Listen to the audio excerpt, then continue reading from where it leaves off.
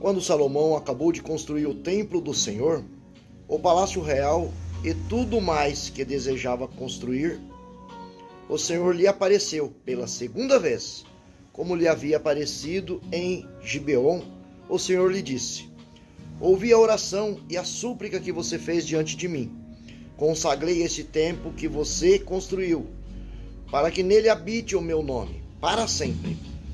Os meus olhos e o meu coração estará sempre nele.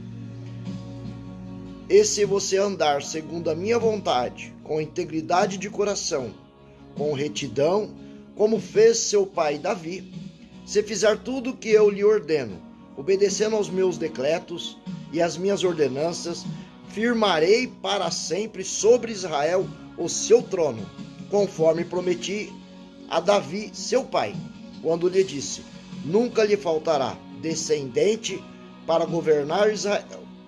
Mas se você e os seus filhos se afastarem de mim e não obedecerem aos meus mandamentos e aos meus decretos que lhes dei, e prestarem culto a outros deuses, o adorando, desarraigarei Israel da terra, e lhes dei e lançarei para longe da minha presença este templo, a qual consagrei em meu nome. Israel se tornará então objeto de zombaria entre todos os povos. Embora este templo seja agora imponente, todos os que passarem por ele ficarão espantados e perguntarão: por que o Senhor fez uma coisa dessa a essa terra e a esse templo? E a resposta será: porque abandonaram o Senhor, o seu Deus, que tirou os seus antepassados do Egito, e se apegaram a outros deuses, adorando-se e prostrando e prestando cultos a ele. Por isso o Senhor trouxe toda essa desgraça a esse templo e a esse povo. Shalom. Aqui eu quero te convidar e te dizer que hoje existem promessas de bênçãos, promessa de presença do Senhor, promessa de vitória, promessa de alcançar projetos, sonhos, objetivos. Qual que é o seu sonho? Qual que é o seu projeto? Qual que é o seu plano? Aquilo que você precisa, aquilo que você deseja. Hoje é um dia propício, né? Hoje, no dia 27 de outubro de 2025.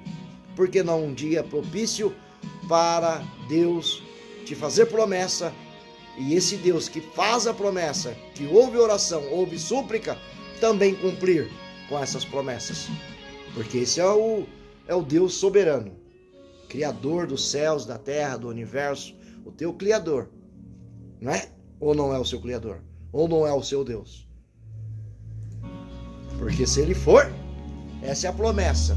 Abra a tua Bíblia em 1 Reis, capítulo 9.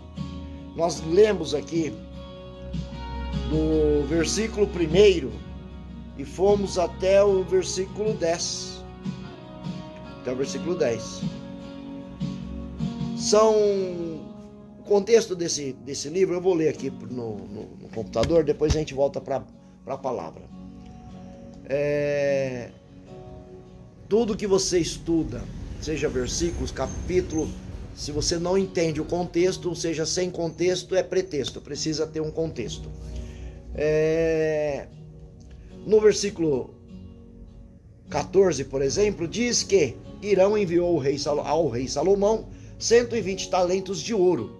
Este versículo faz parte de um contexto maior onde Salomão e Irão, que era o rei de Tiro, eles trocaram cidades por materiais de construção, para a construção do templo, tá?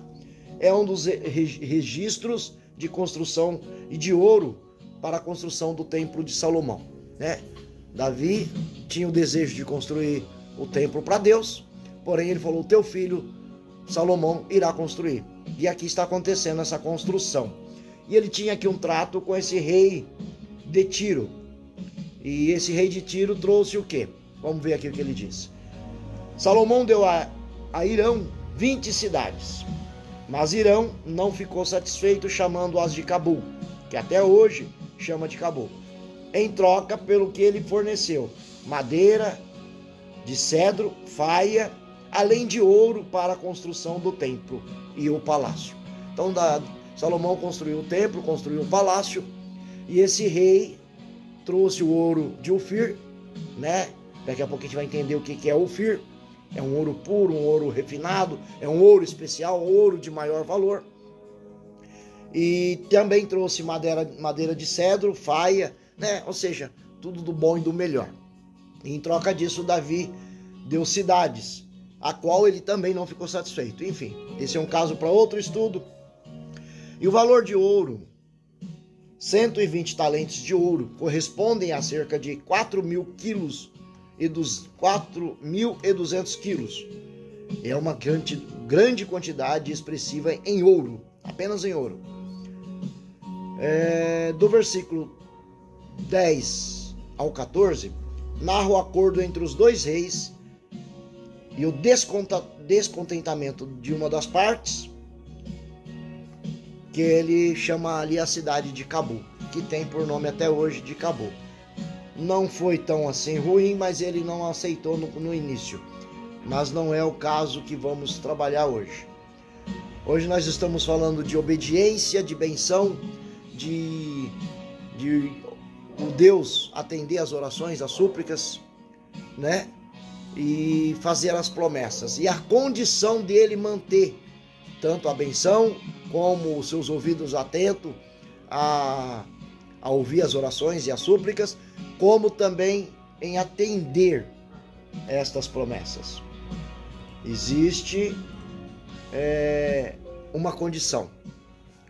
E a gente leu e a gente pode ler de novo, né? No versículo 4, por exemplo, ouvi a oração e a súplica que você fez a mim, dizia Deus para Salomão. E aí então eu santifiquei o templo, santifiquei a tua casa, e o meu nome habitará nela para sempre. E os meus olhos e o meu coração estará nela para sempre. Porém,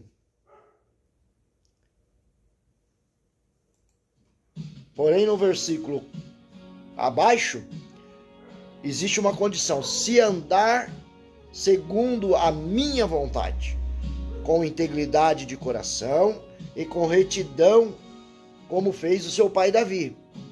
Se fizer tudo o que lhe ordeno, ou seja, se fizer tudo o que lhe ordeno. Então ele lembrou do passado, como fez o teu pai, e agora, se fizer tudo o que lhe ordeno, ou seja, que eu seja o teu conselheiro, que você seja alguém que obedeça aos meus mandamentos, aquilo que eu vou falando, aquilo, né? Se trata aqui de um relacionamento.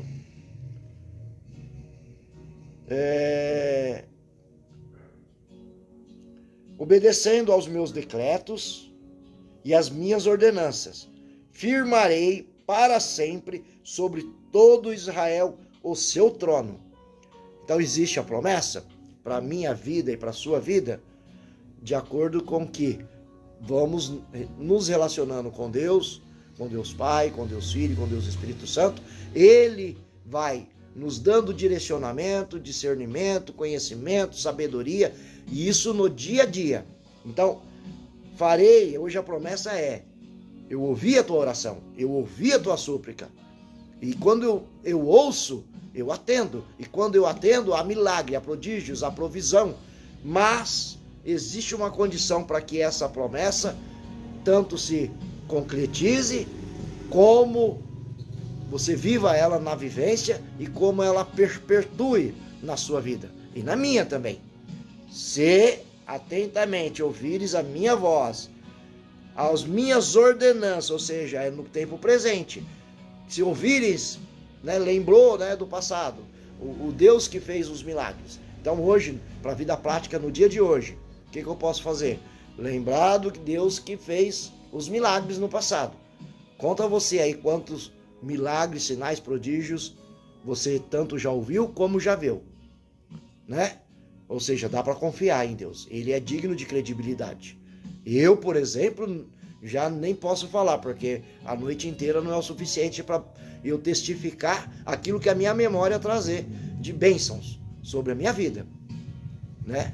E olha que eu posso fazer isso de experiências e bênçãos recentes, por graça e misericórdia de Deus, não porque eu mereça, mas porque Ele é bom e as suas misericórdias duram para sempre, né? Diga a você também. Porém, depois que você lembra, trago à memória tudo que me dá esperança. Ele diz: se fizer como eu ordeno, obedecendo aos meus decretos e às minhas ordenanças, aqui no versículo 4 para o versículo 5, então eu firmarei as promessas que fiz no passado. Então, quer dizer, firmarei as promessas. Quantas mil promessas tem dentro da Sagrada Escritura? E ela é acessível para mim e para você, em tempo presente, em tempo real, o aqui e o agora. Agora, qual que é a condição de eu acessar essas promessas e viver essas promessas? A obediência. Então, existe promessas e milhares, existe um Deus que está dizendo para você hoje, está dizendo para mim hoje, que você pode fazer os seus pedidos, porque Ele está te ouvindo, tanto a súplica, como a oração, como a ação de graça, como a intercessão. Porém, existe um critério: a obediência, a reverência, a adoração. E aí ele diz o quê? Eu santifiquei. Eu santifiquei o quê? O templo. Se formos para Coríntios 3,16, quem é o templo do Senhor hoje? Quem é casa e morada de Deus hoje? Eu e você. Somos casa e morada de Deus no tempo presente. Então ele diz o quê? Eu santifiquei esse templo, para que o meu nome perpetue e more para sempre. Mas aí ele continua dizendo, vamos ler comigo? Versículo 5 agora. Cadê o 5? Firmarei para sempre o seu trono, ou seja, firmarei para sempre a promessa, conforme prometi aos antepassados. Nunca lhe faltará descendente. Ou seja, essas bênçãos que Deus está dando para você hoje, para mim hoje, elas vai reverberar nas nossas gerações. Filhos, parentes, parentesco, netos e domésticos da fé. Deus trabalha em propósito e Ele abençoa a você, em você, por você, para depois através de você. Deus nunca vai fazer só por você. Ele vai fazer em você de forma abundante, de forma recalcada, para que isso contamine mais pessoas. É assim que funciona o Evangelho. É assim que funcionam as promessas de Deus. É assim que funciona o nosso Deus. E é assim que funciona as bem-aventuranças, né? Então, qual que é a sua necessidade? Se tem propósito, se não é nada egoísta, se não é nada sem propósito, se não é nada sem expressão. Então você pode pedir para Deus. Você pode ficar rico como Abraão, como Ló, como Jó, desde que você viva essa riqueza em propósito. Mas se você quiser ficar rico para ter uma bela conta bancária para poder pisar em todo mundo, então você não vai viver isso daí. Se você quiser ficar rico para poder passar na cara dos outros, também você não vai viver isso. Se você quiser ficar rico para poder só comprar e conquistar para você, para o ferrugem, para a traça, para o imposto comer, também você não vai viver essas promessas. Mas se você quiser ficar rico, você vai ter jato, vai ter milhões para poder ajudar pessoas, para poder viver propósito, para poder trabalhar para o reino. Então, esse é o seu desejo? Não é o meu, mas se é o seu, por que não? Deus é poderoso, Deus é suficientemente mais poderoso, poderosíssimo, para fazer tudo aquilo que pensamos, sonhamos, desejamos, pelo poder que já habita em nós, que é o poder do Espírito Santo. Você só precisa estar alinhado aos planos, projetos e propósitos de Deus. Aliás, nós precisamos. Então, no 7º, no 6 ainda. Porém, se afastarem de mim, não obedecendo aos meus mandamentos, os meus decretos que te dei e que te dou, e prestarem culto a outros deuses e adorá-los, desraigarei da terra o meu nome. E eis que te abandonarei, e quando passarem e olharem para você, quem é aquele tão vistoso, tão formoso? Já era. E por que Deus fez isso? Porque desobedeceu a mim e prestou culto a outros deuses. E eu quero chamar a atenção, esse tem sido Deus de gerações, da nossa geração. A gente olha no trem, a gente olha nas famílias, dentro dos lares, até dentro de igreja, tá todo mundo aqui, ó. É uma prostração. Tá todo mundo aqui, ó. É uma prostração. Ore a Deus, porque Deus hoje me coloca. Eu sempre oro e falo: Espírito Santo, usa a minha boca, porque eu tenho um propósito de servi-lo. Quando nós fomos salvos, quando nós fomos alcançados pela graça, pela misericórdia, nós temos, Jesus disse: ide por campos e valados, falai do meu amor, pregai o evangelho, batizando o nome do Pai, do Filho e do Espírito Santo e ensinando. Então isso é um mandamento, é um propósito para todos aqueles que receberam o evangelho, receberam a graça. Então é minha obrigação. E hoje, não diferente de outros dias, que eu tenho esse compromisso de segunda a sexta de gravar esses vídeos, e eu falei: Espírito Santo, essa palavra ela é boa, essa palavra ela nos alegra, é uma palavra de profecia, é uma palavra de benção, é uma coisa que precisamos, as necessidades são grandes, as lutas são ferrenhas, as batalhas também, porém existe um agravante muito grande, porque a gente somos fácil de desviar dos caminhos do Senhor. Às vezes as coisas não dão certo. Uma coisa eu aprendi: se eu não cultuar e não adorar a Deus, eu vou cultuar o inimigo. Só existe dois senhores. Então eu adoro a Deus, sirvo a Deus, ou adoro o inimigo das nossas almas. Não tem como. Eu vou prestar culto a alguém. Então, proposital, eu prefiro cultuar a Deus. Eu prefiro adorar a Deus. Eu não consigo, e por muito tempo eu não ouço qualquer outro tipo de música que não seja louvor. E até os louvores eu tenho selecionado. Não sou melhor do que ninguém, mas eu não vou viver duas vidas. Eu não vou estar em dois sentidos. Eu vou estar num único sentido, que é o reino do céu. Então, senão daqui a pouco eu vou terminar meus dias aqui na terra e eu não vivi nem as vontades da minha carne, as paixões, as necessidades da minha carne e nem a necessidade do Espírito. Ou seja, eu nem alcancei o céu e nem a terra. Eu fiquei dividido entre os dois reinos. E não vejo lucro nisso. Então, eu tomei uma decisão. Eu vou viver o Evangelho. Então, voltando aqui. Quanto tempo você passa no seu celular? Quanto tempo você passa na sua rede social? Quanto tempo você passa Instagram, Facebook, TikTok, Quanto tempo? Diz pra você. Agora, quanto tempo você passa com a palavra? Quanto tempo você passa meditando na palavra? Lendo algo a respeito? Quanto tempo você para? Senhor Jesus, vamos ter uma conversa. Espírito Santo, eu quero te ouvir. E depois você para, olha para o nada, deixa o silêncio te guiar. E depois você adora. Com um louvor, com dois louvor.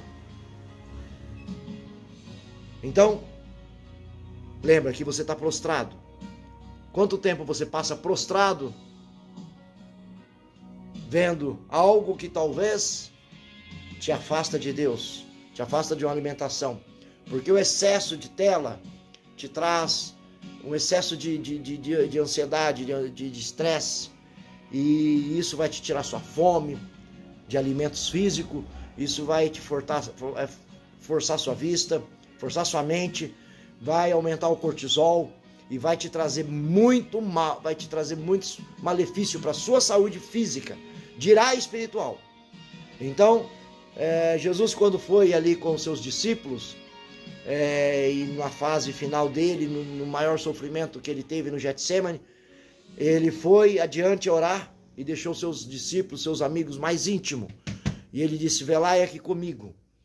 E ele foi, por 1 hora ele orou. Quando ele voltou, vocês sequer conseguem passar 1 hora em vigilância comigo, em oração?